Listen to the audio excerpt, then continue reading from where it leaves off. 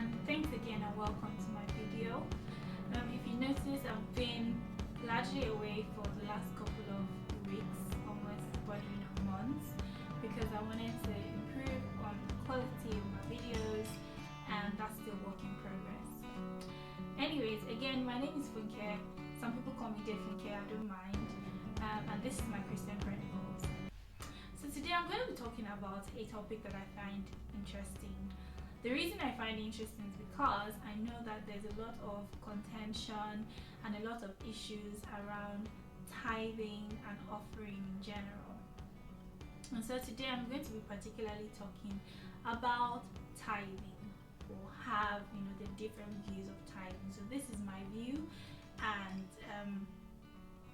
my own inspiration comes from my reading the Bible and what I think of it. Now, basically, the first thing is, what is tithing?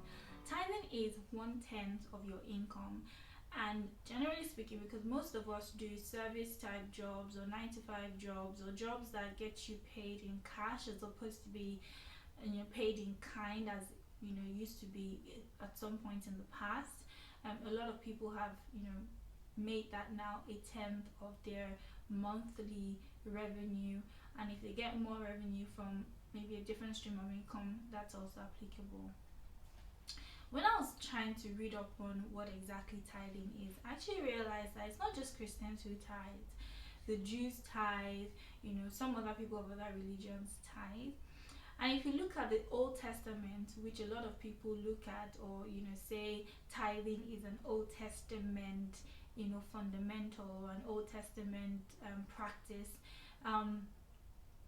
Tithing used to be, I found out that there was tithing to the poor, there was tithing for building the temple, there was specific tithing to the Levites, and at the end of the year it ended up being that almost about 23 or so odd percent of a person's income, so the income you get after you sell your crop or the actual crop itself, they ended up paying about 23 or so odd percent, is what I found, which is quite interesting.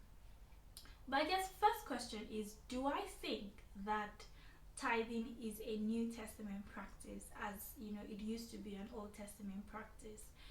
I always used to say yes, but I never really had a biblical verse to back me up. And one time I was reading my Bible, and this was in Matthew 23 verse 23, and although the passage itself is more about Jesus was rebuking the Pharisees for their behavior, but he said something which I thought was profound. And he said, I know you joy in the fact that you give your tithes and your offerings and all of that, and you're very happy about that. And he went on to say, by the interpretation I got, and by the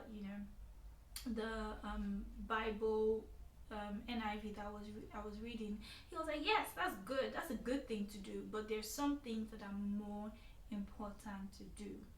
So is it a right thing or a good thing to do? I would say absolutely.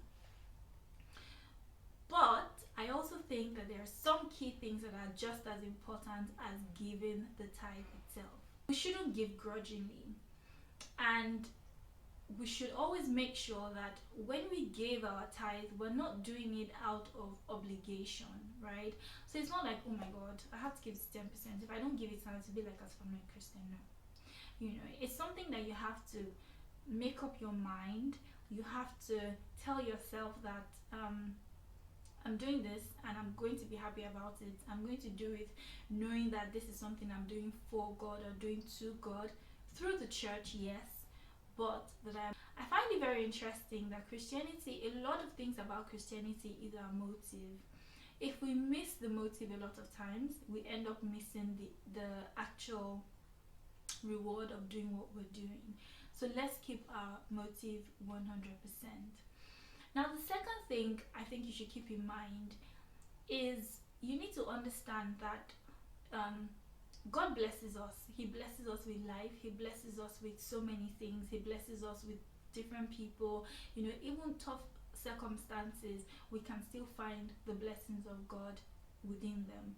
And I think that if we go about asking God to give us this, give us that, bless us more, blah blah blah, I don't think it's a bad idea to give God a certain percentage of your income. Saying to God that, God, you've blessed me so far. You know, I give you back this 10%, as a sign or as a token to say thank you. And I think that if we focus on that, and we focus on the fact that we're giving God back as a result of saying a thank you for the blessings He's given unto us, it will probably make it a lot easier. Now, the other thing about tithing is a lot of people say, I don't know what the church uses my money to do, or I don't like what the church is doing with my money, or, I'm not too sure if this money is going to be used for good. What I say to that is, I think that everybody goes to a church, or everybody should go to a church where they know in their heart and in their spirit that God has called them to. And I feel like if you're in the right place and God has called you to that place, that everything else will be taken care of.